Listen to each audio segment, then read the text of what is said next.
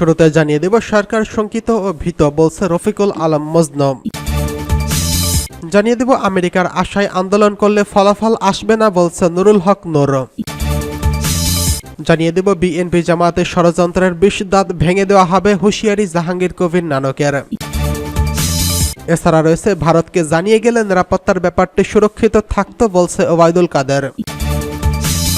সর্বশেষ জানিয়ে দিব দলীয় স্বার্থে আইনশৃঙ্খলা বাহিনীকে ব্যবহার করছে সরকার, অভিযোগ গণতন্ত্র মঞ্চের। সরকার শঙ্কিত ও ভীত বলছে রফিকুল আলম মজনু। এই সরকারের কোনো ভিত্তি নেই দাবি করে ঢাকা মহানগর দক্ষিণ বিএনপির সদস্য সচিব রফিকুল আলম মজনু বলেছেন, এই দেশের ৯৭% বেশি জনগণ ভোট দেয়নি, এজন্য এই সরকার ভীত ও শঙ্কিত। তারা তাদের প্রভু রাষ্ট্রের উপর ভর করে টিকে আছে।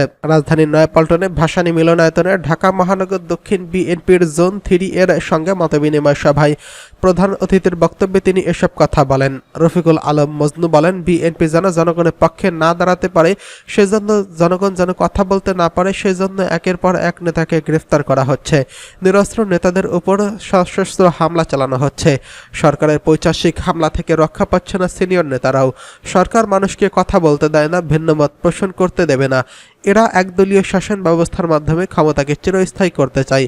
মজনু বলেন, সরকার দলীয় আইন শৃঙ্খলা বাহিনী এবং বিচার বিভাগকে ঐক্যবদ্ধ করে বিরোধী দলকে দমন নিপীড়ন করছে। সরকার জানে যদি সুষ্ঠু নির্বাচন হয় তাহলে এই দেশের মানুষ তাদের প্রত্যাখ্যান করে রাজনীতির আস্থা করে নিক্ষেপ করবে। এজন্য তারা বিরোধী দলগুলোকে কথা বলতে দিচ্ছে না, সুষ্ঠু নির্বাচন বন্ধ করে দিয়েছে, কথা বলার অধিকার হরণ করে নিয়েছে। তিনি বলেন, দেশের জনগণের পাশাপাশি পৃথিবীর সব গণতান্ত্রিক রাষ্ট্রের কাছে এই সরকার স্বৈরাচার শাসক হিসেবে বিবেচিত হয়েছেন, যা জাতির জন্য লজ্জাকর।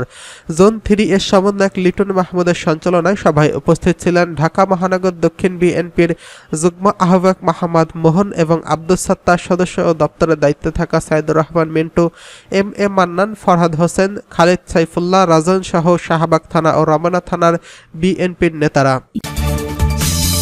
আমেরিকার আশায় আন্দোলন করলে হবে না বলছে নুরুল হক নূর। আমেরিকার আশায় আন্দোলন করলে কোনো ফলাফল আসবে না বলে মন্তব্য করেছেন গণ অধিকার পরিষদের সভাপতি নুরুল হক নূর। তিনি বলেছেন, নিজেদের অধিকার আদায়ের জন্য নিজেদেরই আন্দোলন করতে হবে। জাতীয় প্রেস ক্লাবের জহুর হোসেন চৌধুরী হলে আয়োজিত ধারাবাহিক প্রহসনের নির্বাচন ও বাংলাদেশের গণতন্ত্রের ভবিষ্যৎ শীর্ষক আলোচনা সভায় তিনি এসব কথা বলেন। তিনি বলেন, বাংলাদেশ লেবার পার্টি এই আলোচনা সভার আয়োজন করে। সভায় নূর বলেন, বঙ্গবন্ধু শেখ মুজিবুর রহমানের আমলে দেশ যেমন ছিল আজ তার কন্যার হাত ধরে দেশ সেদিকেই যাচ্ছে। গত 16 বছরে আওয়ামী লীগ ক্ষমতায় থাকাকালীন জনগণ তার পছন্দের ব্যক্তিকে ভোট দিতে পারেনি। বিরোধী দলের কৌশল ও দূরদর্শিতার অভাবে আওয়ামী লীগ এখনো ক্ষমতায় বসে আছে। বাংলাদেশে আরেকটা ফিলিস্তিন হওয়ার দ্বার প্রান্তে রয়েছে। এ সময় বিএনপির ভাইস চেয়ারম্যান শামসুজ্জামান দুদু বলেন, অন্য কোনো দেশে আমাদের আন্দোলন করে দিয়ে যাবে এটা বিশ্বাস করার কোনো কারণ নেই। গণবিরোধী শক্তি আন্দোলন করেই পরাজিত করতে হয়, তাহলে আমরা নিজেরাই আন্দোলন করব এবং নিজেদেরই আন্দোলন করতে হবে।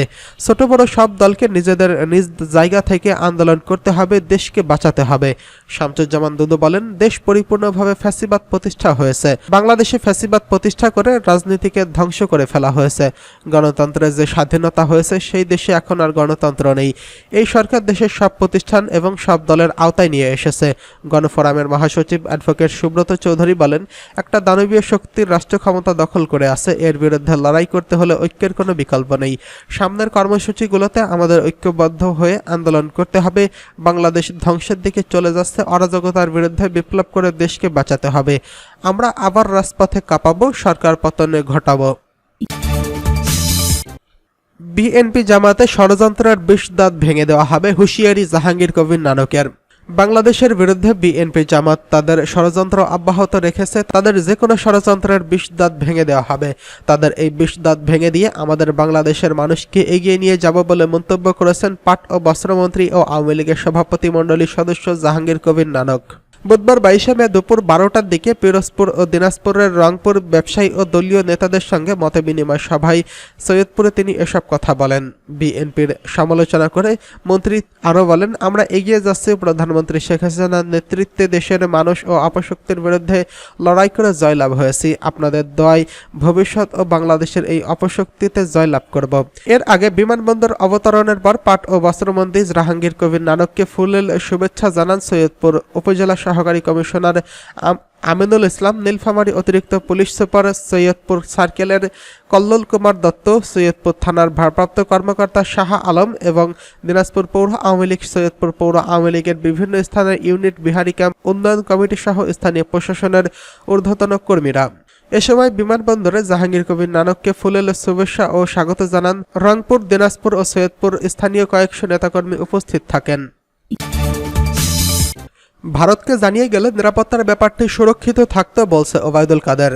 আওয়ামী লীগের সাধারণ সম্পাদক এবং সড়ক পরিবহন সেতুমন্ত্রী ওবায়দুল কাদের বলেছেন, ভারতের কলকাতায় নির্মম হত্যাকাণ্ডের শিকার ঝিনাইদহ ৪ আসনের এমপির নিখোঁজ হওয়া নিয়ে ধোঁয়াশা রয়েছে। অহেতুক বন্ধু রাষ্ট্রকে দায়ী করে নির্বাচনে বিএনপির মহাসচিবের বক্তব্য সমীচীন নয়। বঙ্গবন্ধু এভিনিউয়ে আওয়ামী লীগের কেন্দ্রীয় কার্যালয়ে এক সভায় এসব কথা বলেন। সাংস্কৃতিক বৈচিত্র্য সমৃদ্ধ স্মার্ট বাংলাদেশের অগ্রযাত্রা শীর্ষক এই সভার আয়োজন করে আওয়ামী লীগের সাংস্কৃতিক বিষয়ক উপকমিটি। ওবায়দুল কাদের বলেন, ভারত বাংলাদেশের বন্ধু রাষ্ট্র ঠিক আছে। এমপি যখন চিকিৎসার জন্য যান তখন তিনি ভারতকে জানিয়ে যান না। নিরাপত্তার ব্যাপারটি তখন সেভাবে দেখা হয়নি। যখন সেখানকার যথাযথ কর্তৃপক্ষকে জানিয়ে যাওয়া হবে তখন নিরাপত্তার ব্যাপারটি সুরক্ষিত থাকবে। ফখরুল সাহেব বলেন, বন্ধু রাষ্ট্র গিয়ে নিরাপদ থাকে না, কিন্তু আপনাদের যদি শত্রু রাষ্ট্র হয় তাহলে সালাউদ্দিন আপনাদের এমপি এতদিন নিরাপদে কেমন করে আছে? কেউ তো তাকে হত্যা করেনি, জীবনের কোনো হানি হয়নি। বন্ধু রাষ্ট্রকে কেন এত অপবাদ দিচ্ছেন? ব্যাপারটা নিয়ে কথায় কথায় যারে দেখতে নারী তার চলন বাঁকা, এমন উক্তি সমীচীন নয়। সেতুমন্ত্রী বলেন, ফিলিস্তিনের গাজায় ইসরায়েলের গণহত্যাকে যারা অস্বীকার করে তাদের নিষেধাজ্ঞা দেওয়া নিয়ে মাথা ঘামায় না আওয়ামী লীগ। ইসরায়েলের প্রধানমন্ত্রী যেটা করেছেন সেটা হিটলারের চেয়েও ভয়াবহ। কিভাবে শিশুদের টার্গেট করে হত্যা করা হচ্ছে, এটা কি গণহত্যা নয়? আমেরিকার প্রেসিডেন্ট বলেছে ইসরায়েল গণহত্যা চালায়নি। ওবায়দুল কাদের বলেছেন, তারা গণহত্যাকে অস্বীকার করে, তাই আমাদের কাকে নিষেধাজ্ঞা দিল, ভিসা নীতি দিল, এ নিয়ে আমাদের কোনো মাথা ব্যথা নেই। সেনাবাহিনী চলে তাদের নিয়মে। সেখানে কেউ অপরাধ করলে প্রমাণিত হলে ছাড় দেওয়ার লোক নন বঙ্গবন্ধু কন্যা শেখ হাসিনা। দলীয় স্বার্থে আইনশৃঙ্খলা বাহিনীকে ব্যবহার করছে সরকার, অভিযোগ গণতন্ত্র মঞ্চের। গণতন্ত্র মঞ্চের নেতারা অভিযোগ করে বলেছেন, ক্ষমতাসীন আওয়ামী লীগ সরকার এদেশে একদলীয় শাসন প্রতিষ্ঠা করতে গিয়ে বন্ধু রাষ্ট্রের আইনশৃঙ্খলা রক্ষাকারী বাহিনীগুলোকে নিজেদের দলীয় স্বার্থে ব্যবহার করছে, রাষ্ট্রের প্রতিষ্ঠানগুলোকে জনগণের গণতান্ত্রিক আকাঙ্ক্ষার বিরুদ্ধে দাঁড় করিয়ে দিয়েছে। তাদের পেশাদার দায়িত্বশীলতাকে ক্ষুণ্ণ করা হয়েছে। তারা দেশের গণতান্ত্রিক ভবিষ্যৎ নিশ্চিহ্ন করতে সংশ্লিষ্ট সবাইকে জন আকাঙ্ক্ষা অনুযায়ী দায়িত্বশীল ভূমিকা পালনের আহ্বান জানান। বুধবার 22 মে বঙ্গবন্ধু এভিনিউ ধানমন্ডিস্থ বীর মুক্তিযোদ্ধা মেজর অবসর এটিএম হায়দার মিলনায়তনে গণতন্ত্র মঞ্চের কেন্দ্রীয় পরিচালনা পর্ষদের এক বর্ধিত সভায় এসব কথা বলেন নেতাকর্মীরা। মঞ্চের সমন্বয়ক ও গণসংহতি আন্দোলনের প্রধান সমন্বয়কারী জোনায়েদ সাকি বলেছেন, সাবেক সেনাবাহিনীর প্রধান মেজর জেনারেল অবসর আজিজ আহমেদের বিরুদ্ধে মার্কিন নিষেধাজ্ঞা দেশের মর্যাদা ক্ষুণ্ণ করেছে। এর আগে মানবাধিকার লঙ্ঘনের অভিযোগে প্রতিষ্ঠান হিসেবে র্যাব ও বাহিনীর 7 জন কর্মকর্তার উপর যুক্তরাষ্ট্র নিষেধাজ্ঞা দেয়। এই ঘটনাও দেশের ভাবমূর্তি ক্ষুণ্ণ করা হয়।